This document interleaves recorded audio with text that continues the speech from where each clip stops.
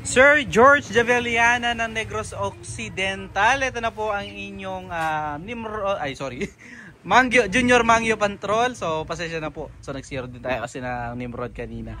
So ito po unit ni Sir George Javeliana ng Negros Occidental. So meron tayo Junior Mangyo Patrol dito. So again, naglagay tayo ng CO2 tank para stable yung ating CO2 tank. Yung mismong CO2 na laman ng ating unit kapag nagsisiro po tayo, ano? So ito po ay 3-cack version naman po.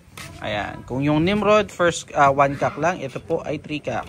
1 2 3. Pero isisiro natin ito sa second cack, no? So 24 inches long barrel, na BSA black powder 4x16x44 up to 15 shots kada refill mga kabeng-beng. So Sir George Javeliana, so grouping test na natin mga kabeng-beng, huwag na natin patagalin pa. So using Meteor pellets, Astro 18 pellets. Astro 18 po yung ating gagamitin. So ito po. Tignan na natin yung kanya magiging groupings. So Astro po yung ating gagamitin. So first shot using Astro 18. First shot.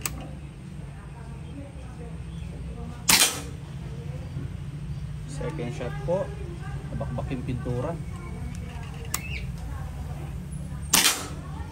Third shot.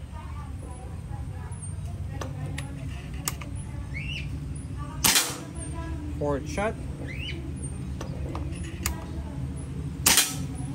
At pang-lima. So yung pang-lima, ito po. Tapos ilipat natin kasi na bakbak lang yung pintura. So ilipat natin bandang ilalim, another groupings na naman po sa bandang ilalim.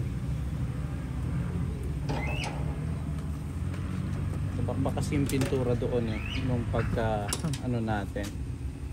So first shot ng ating second groupings bandang ilalim.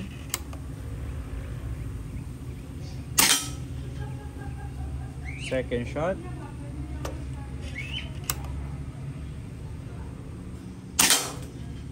Third shot po.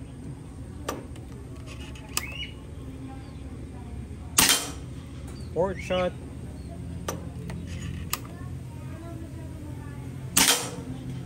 Pang-lima.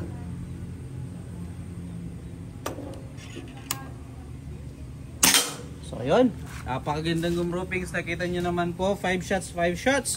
So puntahan po natin yung ating naging groupings ng unit ni Sir George Javelianes ng Negros Occidental po. So sir, ito yung inyong naging groupings ng inyong unit, 5 shots. Ayan. So ito yung sinasabi ko na nabakbak yung pintura. So makikita nyo, parang lumaging groupings pero nabakbak lang yung pintura. Pero ito po yung ating huling 5 shots, pinakamalit natin na daliri, cover na cover. So again, salamat po. Peace out po.